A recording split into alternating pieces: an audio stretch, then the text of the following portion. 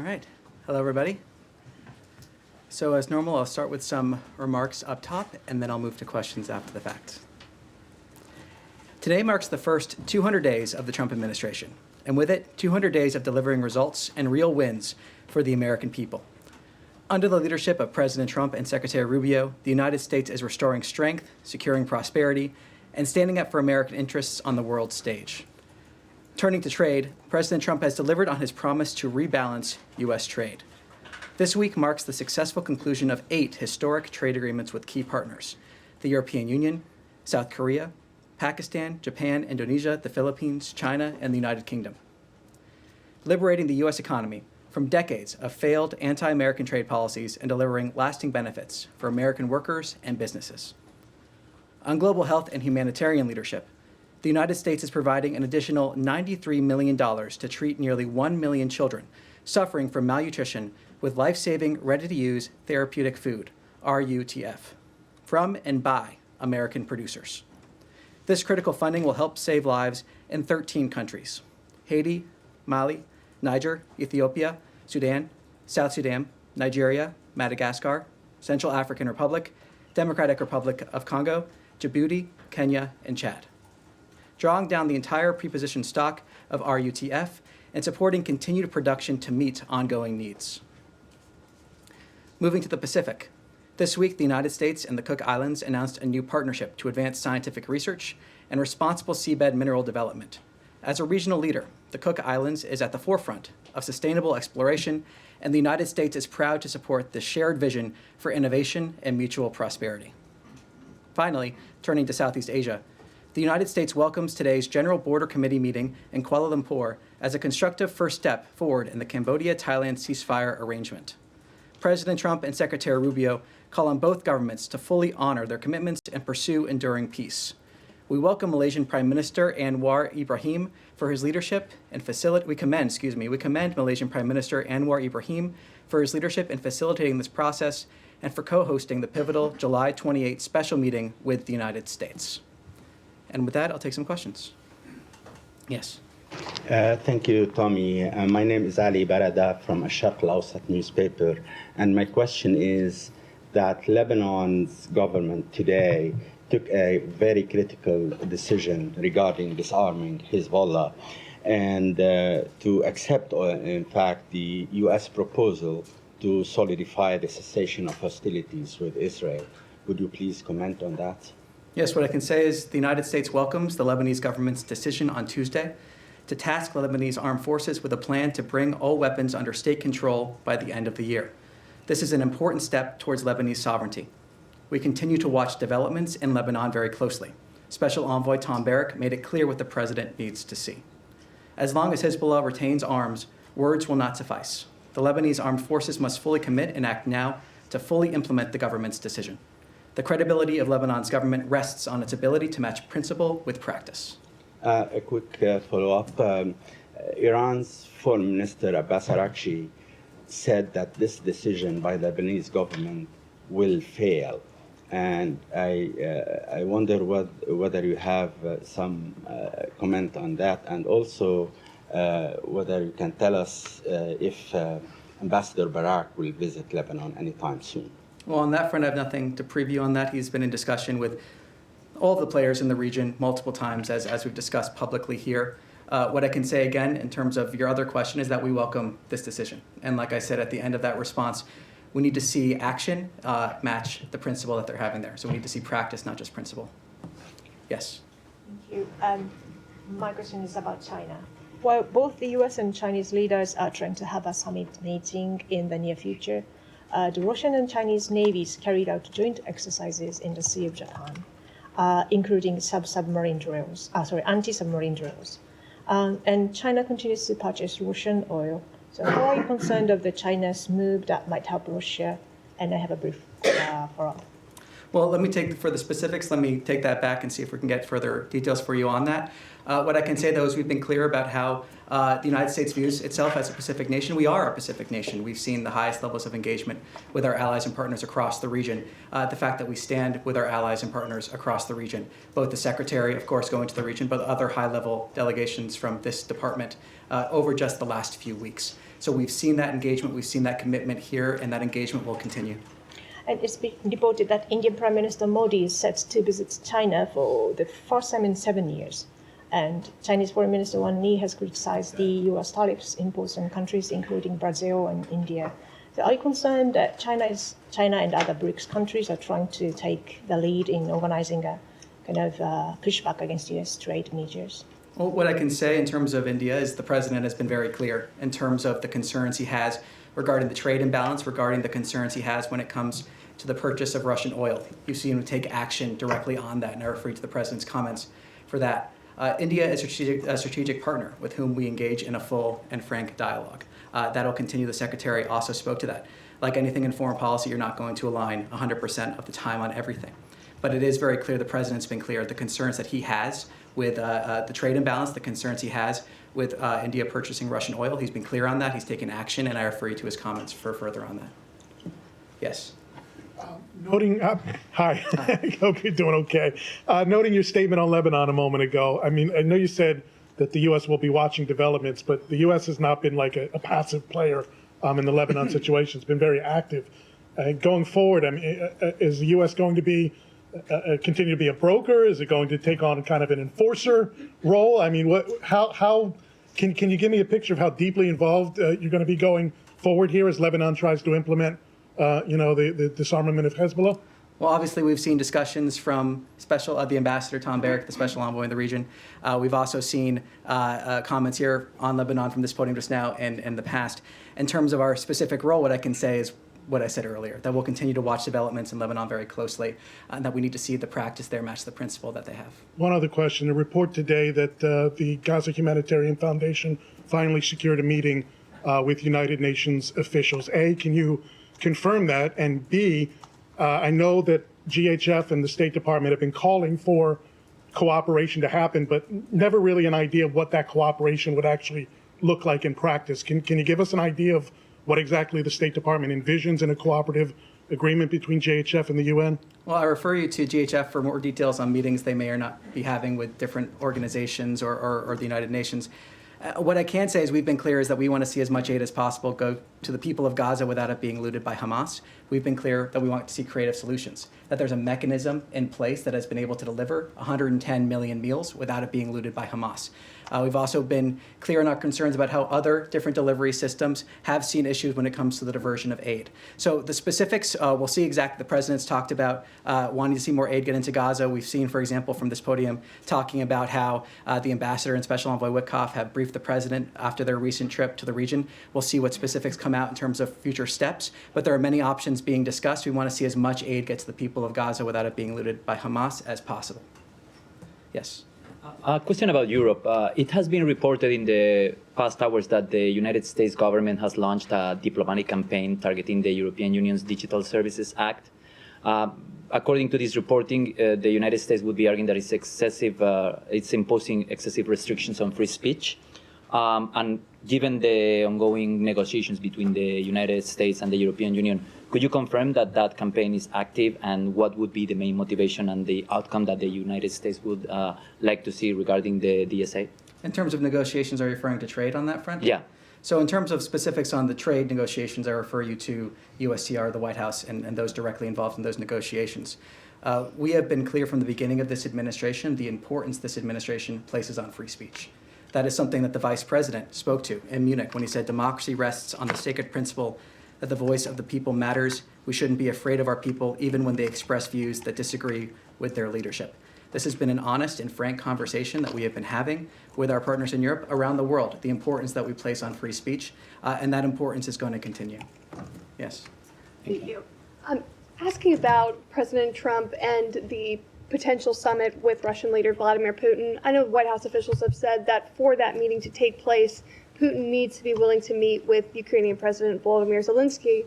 But I was wondering, can you put a fine point on that? Is there any world in which this summit between President Trump and President Putin can happen without Putin agreeing to a Zelensky meeting as well?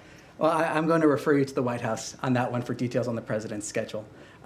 What I can say is looking backwards, as the secretary has described, we have been in continual communication with our partners in Europe, continual communication with Ukraine.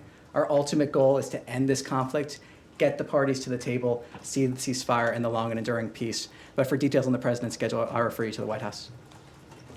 Yes. Tommy, Rachel with Lilly Broadcasting, good to see you. In regards to Ukraine, does the secretary have any maybe scheduling a chance meeting with his counterpart, with Ukrainian officials, or with any Russian officials? I have nothing to preview in terms of his schedule at this point. Okay, and then Hugh, real quick on Haiti, you mentioned that millions of dollars are going to go towards the malnutrition problem in Haiti. However, the State Department could potentially deport thousands of people, Haitians that are currently residing in the United States, back to Haiti. There's still political instability there. What does the State Department have to say about that? Well, look, we've seen actions from this administration in order to try to encourage stability in Haiti. We've seen actions, announcements taken to try to go after those that are leading to instability in Haiti, announcements the Secretary himself has made. We see this aid from American producers by American producers going to these 13 countries. For specifics on TPS, I assume that you're talking about, I refer you to DHS in terms of those specific decisions. But we have seen actions here from the State Department to try to encourage stability in Haiti. We've seen, again, this announcement of aid going to Haiti and other countries as well. Thank you. Yes. I want to ask Tommy. Apologies. It is tough. My phone sometimes autocorrects to Tammy nowadays, so my own phone does it. I don't know. Follow up on Russia, Ukraine again. What is your level of trust to Putin that he is not, engaging in another delaying tactic here, and how over optimistic, or will it be over optimistic for us to expect anything out of this meeting, potential meeting? Well, it's not a question of trust, it's a question of actions. The president has described how he's been disappointed in the actions that we have seen from Russia over recent weeks. He's talked about seeing actions, not just words. He's described that himself. So this is not a question of trust per se. This is a question of seeing actions to match up the words, but also is indicative of the commitment that we have made clear from the beginning of this administration, that we stand ready to aid in the pursuit of peace, to try to end this conflict, stop the carnage. That is our driving policy here. That remains our driving policy. And getting the sides to the table is key to reaching a diplomatic solution to this conflict. So it's not about trust. It's about action, and it's about doing everything we can to aid in the pursuit of peace and bring this war to an end. And to follow up on Russia again, today marks 17 years since Russia invaded in Georgia. They are, holding Georgian land. They have successfully seems to have implanted their pro-Russian government that is cracking down against Georgian, opposition, civil society. So, do you have any comment on both, Russian occupation and also Georgian government's behavior? The United States Embassy in Georgia put out a statement. I refer you to that statement for further details there. Yes. Hey, Tommy, following up once again on Russia, Ukraine, you talk about the goal of a peaceful solution. What's at stake if we can't get that peaceful solution from a potential upcoming meeting, if negotiations go nowhere? Well, I'm not going to speculate on what may come out of these meetings. I'm not going to predict the future. What I can talk about, again, is our commitment now, what we have done, what we continue to do, engagement at the highest levels of this administration to try to end this conflict and stop the carnage. We stand ready, like I said, to aid in the pursuit of peace. We continue to do that. So I'm not going to speculate or predict the future, but I can talk about that commitment we've seen already and continue to see. Yes. Thank you. On the West Bank. I'm sorry? Nothing. Okay. Again, thank you, Tom. On the West Bank, it's been much in the news. We've seen legislators go and visit settlements and so on, illegal settlements, talk about settlements. We know that the Speaker of the House was shown actually a plan for annexation. Now, a group of Israeli academicians issued a paper. They said that the West Bank is actually being annexed very quietly and so on.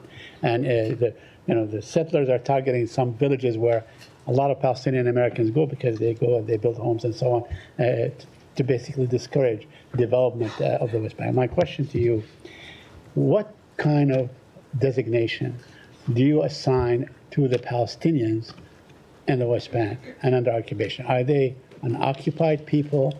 What status do they have? Do they occupy, let's say, they have autonomy, partial autonomy, whatever? So can you please give us, if you have a position on what designations the Palestinians have in the West Bank? We'd like to hear it. Well, the position that we do have is that we want to see a stable West Bank.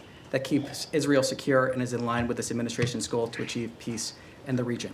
Within the short term, we remain focused on ending the war in Gaza. Gaza. I And then understand. once we have broader discussions in terms of what we may see that leads to longer peace and prosperity in the region, I'm not going to preview those here. But we have continually decried violence in the West Bank from this podium and elsewhere, no matter who commits it. And we want to see a stable West Bank that, again, keeps Israel secure and is in line with our ultimate goal to see a prosperous region. Now, the family of Khamis Ayad, who the Palestinian American that was killed last week, have requested the State Department or the U.S. government to investigate the circumstances of his death. He died as a result of fire and smoke inhalation that was started by the settlers. Have you talked to the Israelis about this? Do you have any result? Do you trust their investigation? Well, look, I refer you to comments that spokesperson Tammy Bruce made at this podium Right. just a few days ago. I'll also repeat here that we have no higher priority than the safety and security of the American people. Okay. Yes. Thank you, Thomas. I have two questions. One is related to Europe and the relationship with the U.S. So we've seen in the war in Ukraine a big division in Europe and the inability to sort it out. And how much the issue that we're seeing in Europe, this division, forced the president of the United States to take it over and say, hey, I have to deal with this and try to meet Putin, because the European were unable to kind of put on the table Zelensky and Putin. Well, the president has been clear he wants to see our European partners step up in a variety of different areas. We saw, for example, the recent NATO deal in terms of weapons being sold to NATO, and then they can then give those weapons to who they wish. The president is a deal maker, as the secretary was describing just yesterday. He is a deal maker, and he's able to reach deals on behalf of the American people, but then also that lead to a safer world. So the president stands ready, like I said, to aid in the pursuit of this peace, but he has also been clear that we need to see our European partners stepping up in terms of defense spending, in terms of a whole variety of other measures here. And that remains in terms of needing to see our European partners also step up. Yeah, and if I can ask you on the other front, will the United States will be involved in on the Gaza and the Israeli situation beside the humanitarian foundation? Are there in place any other plan to try to bring this war to an end beside diplomacy? Well, so I'm not going to preview what decision the president may make. I already described how he was briefed following the trip, Special Envoy Witkoff and Ambassador Huckabee. There's been several different options that have been discussed. The main driver here is creative solutions. We want to see creative solutions, and we want to see a mechanism in place that delivers aid to the people of Gaza without it being looted by Hamas, without seeing aid diversion. That is the primary goal that we're having here. That's what we want to see. And we've been calling for creative solutions in order to get to that end. We've supported the Gaza Humanitarian Foundation because that mechanism, it is a mechanism in which that has been allowed to happen. 110 million meals that have been delivered to the people of Gaza without it being diverted or looted, stolen by Hamas. So we're continuing to call for creative solutions. We want to see more people involved. We want to see partnerships, but based under a mechanism that allows aid to reach the people that need it. Thank you. I want to ask two questions. First, just following up on your topper. Can you tell us a little bit more about when you expect the RUTF to actually move? And can you clarify, is this the same food aid that was previously frozen as part of the review? Well, we had another announcement on food aid. I'm not entirely sure what you're referring to there specifically, but there have been two recent announcements on food. What I can say in terms of this proposal is that this proposal is for 11,285 additional metric tons of RUTF under this award. In terms of these commodities are currently held in warehouses operated by the RUTF, and they're produced by producers in Rhode Island or Georgia. The details of this specific procurement are sensitive. It is ongoing. We've announced this intent to have the $93 million worth of drawing down and then additional procurement. When we have additional information in terms of exact timing, we can provide it. Sorry, Tommy. And can I have one more on? Can you just say that on this specifically, this is stuff that was, your comment said that you're drawing down the entire stock of pre-positioned supplies. And then replacing it as well. So it's Yeah. But all of this stock that you're distributing, this 11,285 tons, was actually purchased and sent to these warehouses in the previous administration. Is that correct? Well, I'll find out exactly when it was sent. I know that there's the 11,285 additional metric tons. So in terms of the breakdown of how much of that is additional versus pre-positioned, I can't speak to now. You said it was an additional 93 million. Okay. Yes, excuse me. That was a request for proposals to producers for the additional 11,285 metric tons. So that's all going to be new. That was the request for proposal for additional metric tons. That is what I have here in terms of making sure I get you the exact specifics on the numbers. I just want to know if this is food assistance that this administration has put into these warehouses, or if it was food assistance that was put in under the previous administration, some of which, as we know, was destroyed. Yeah, so as I was going through the numbers, I do have a breakdown here. Beautiful benefit of having some notes here. So the entire pre-positioned stock of RUTF is 1,209 metric tons, but the funding will also be used to order the production of an additional 11,285 metric tons. Thank you. Can I follow up on the one other question? Now that the Israeli Prime Minister has confirmed in a Fox interview his intention to occupy all of Gaza, can you speak a little bit more on the U.S. position on this? Do you see this as a way that is helpful to secure the release of the hostages still being held there and to see humanitarian aid flow? Well, what I can speak to is our policy and our initiatives here. And our three focuses, as the Secretary outlined yesterday, remain getting humanitarian aid into Gaza without it being looted by Hamas, remains seeing the hostages released, and remains making sure that Hamas cannot continue to exist, because there can be no long-term prosperity with Hamas as a governing force or otherwise within Gaza. So that's what our policy is. That's where our focus is. That's what I can speak to. For further details on Israel's policy, I would refer you to the government of Israel. Yes. Thank you, Tommy. I wanted to follow up on my colleague's question about India, because I understand we've certainly heard, as you mentioned, the president's frustration and upset about India purchasing Russian oil, but we've seen a longer-term tension, it seems, rising in U.S.-India relationship. We saw Indian officials back in May who were upset about the president talking publicly about a role in having brokered a ceasefire between India and Pakistan. We saw the meeting with the Prime Minister of India that was supposed to take place at the G7 in June canceled because the president had to leave early to return to Washington. And now this tension over tariffs. Is there a concern from this department or the secretary about an overall worsening in the relationship with India and the potential for India to be turning more to China and away from the U.S. at a time when the U.S. looks to India, has been looking for many years to India as a partner? Well, what this is about is an honest, full, and frank dialogue about real concerns that this administration has, that the president has outlined very clearly, addressing those concerns through his actions. He's spoken about them, whether it's about the purchase of Russian oil, whether it's about the trade imbalance. Addressing those concerns is important, and that's part of what it means to have a frank dialogue, to address those concerns that you have, and then hopefully have conversations to see those concerns addressed. So the president's been very clear. His concerns about what he has seen from India speak for themselves. He's truthed multiple times about it. But ultimately, this is about a frank and full dialogue, and that's what it means to advance American interests. That's what it means to really have full diplomatic dialogue with partners to address concerns that we need to see addressed. The back of the room. Yes. Thanks, Tommy. Earlier today, President Truth, and this is how we call it, right? Truth, that he was hoping that all Arab nations would join the Abraham Accords. Do you have concern that Israel's decision to take over Gaza completely will, if not delay, really kind of jeopardize the ability to move forward with the Abraham Accords? Well, I'm not going to predict the future or speak for the opinions of other governments. What I can say is that President Trump is a deal maker. President Trump wants to see peace and constructive dialogue. He knows how to make a deal. He knows how to bring people to the table. That has been evident both in the previous administration when we saw the beginning of the Abraham Accords and now the Abraham Accords then being something that many people thought would not have been possible, and yet he still was able to accomplish that with many different nations joining the Abraham Accords.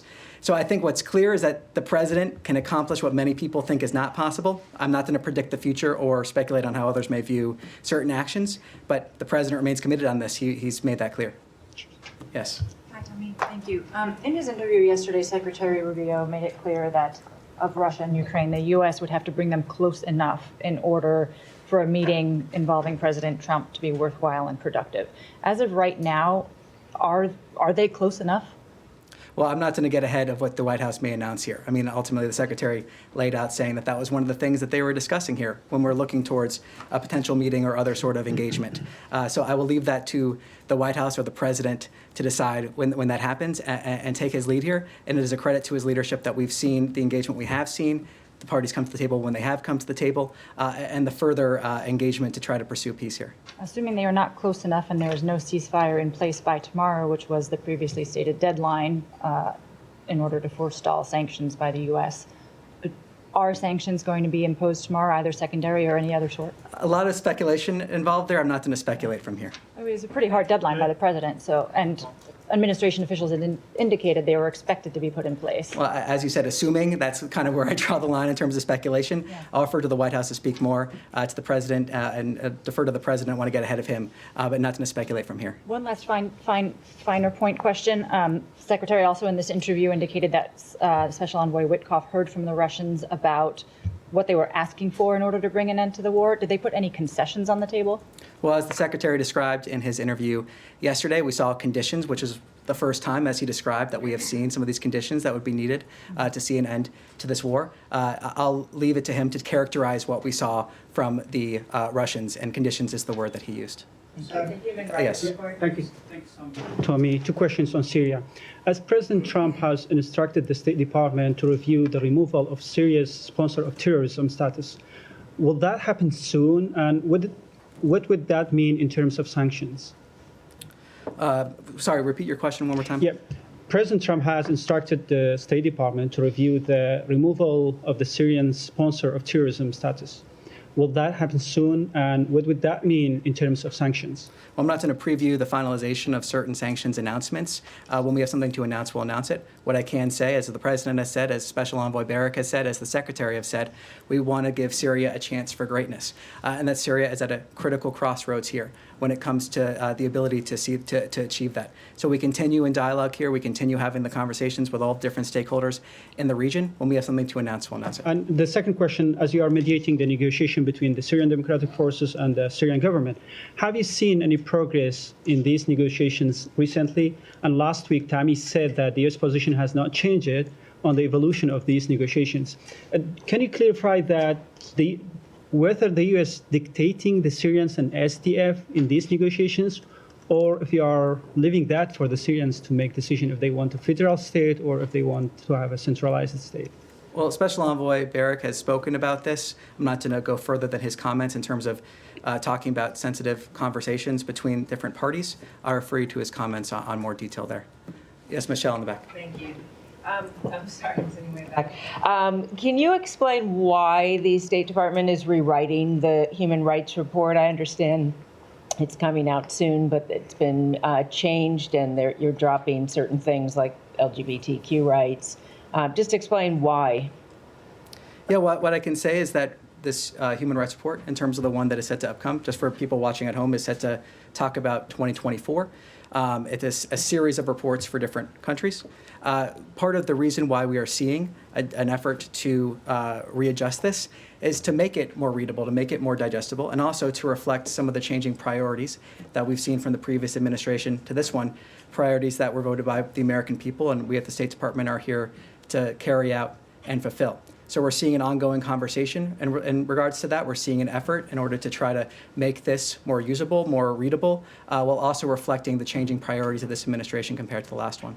So it's always in the past seen as not a political thing. I mean, it's you're judging people based on human rights law, and but does this mean that you see it as a political tool? No, not at all. I mean, we have seen changes in the previous administration when President Biden took office, changes in terms of different examples that are used. Speaking of past reports, the examples in these reports are oftentimes illustrative, highlights of ways that we want to concerns we want to raise or conversations we want to have. So no, it's more of just making sure that we're implementing the policy and priority of this administration. It's not political in terms of how that was described. Yes. Thank you, Tommy. Let's look questions on Azerbaijan and Armenia. First, there are reports that the trilateral summit on Friday at the White House with Azerbaijan and Armenian leaders will result in the signing of an initial peace deal. Can you confirm? Could you please elaborate on that? And also, could you please clarify the U.S. position on this Zangezur corridor, this transit corridor? Well, on that second point, let me see if I can get you more details there. On your first, I refer you to the White House for details on what will happen. It may or may not be happening at the White House. And on Turkey, like, how do you see Turkey's role in this? We know that Turkish President Erdogan recently, both separately, met both with Armenian and Azerbaijan leaders. You know, how does the U.S. see Turkey's role in this peace process, and also generally overall its role in post-conflict regional order? Well, what I can say is that both the president and the secretary have said we hope to see, speaking in general, some sort of agreement soon. They've both said that multiple times. The secretary often talks about this when he has the opportunity. When there's something to announce, we'll announce it. In terms of the specifics of how that looks, when we have something to announce in terms of specifics, I'm not going to speculate or get ahead of those announcements at this time. Yes. Yes. Oh, thank you so much. My name is Sardana from Khabar Agency. U.S. Ambassador to Uzbekistan, Mr. Jonathan Hennick, said that it's the best time for Donald Trump to visit Central Asia. I know you don't speak for President, but this year is 10th anniversary of C5+1 platform, where Central Asian 5 countries engage with United States to make the relationship more fruitful. So do you have any plans to do for this year? Because it's already August and we have like 3 months left. Anything planned for United States and Central Asia cooperation? Well, nothing to preview at this point in terms of scheduling there. Yes. Okay. Thank you. My name is Naziga Karime. I'm Afghan journalist. I have 2 questions, sir. One question is any update about U.S. policy toward Taliban regime. Number 2, Foreign Minister of Taliban had a plan to visit Pakistan. There is rumor that United States stopped him, prevented his visa. Is it true? And my second question, President Trump said we are going to help Afghan allies to come to the United States, the people who has a SIV visa. Which kind of help U.S. authority will prepare for them? Because a lot of them waiting in Doha, Qatar, Abu Dhabi, Pakistan, and different part of country. So a couple questions there. Thank you. I believe on your second regarding Pakistan, I'm not going to comment on rumors from this podium. Muttaqis visas. Yeah, so I'm not going to comment on rumors from this podium. In terms of your question on SIVs, we see a continual processing of SIVs. That processing has continued. That has continued for many, many years. We have seen that because of the initiatives as President Trump was talking about. So the SIV processing has continued. We expect that to continue, but also we're seeing many hundreds of those visas being processed as we go forward here. So nothing further beyond that, but the processing for SIVs for Afghans does continue. Thank you. Yes. Thank you. I would like to ask you about Serbia. Secretary Rubio had a meeting with Serbian officials yesterday. Can you please provide some details beyond the readout that I'm familiar with, specifically on Secretary Rubio's broader plans for U.S.-Serbia relations and the strategic policy framework surrounding the engagement? Like, what's the goal for the State Department when it comes to Serbia? Is it the beginning of a new chapter? Is it not? What do you have for me? Well, nothing further to provide beyond the readout, so I'll refer you to that readout for further information. And with that, that's all I have for today. Thank you.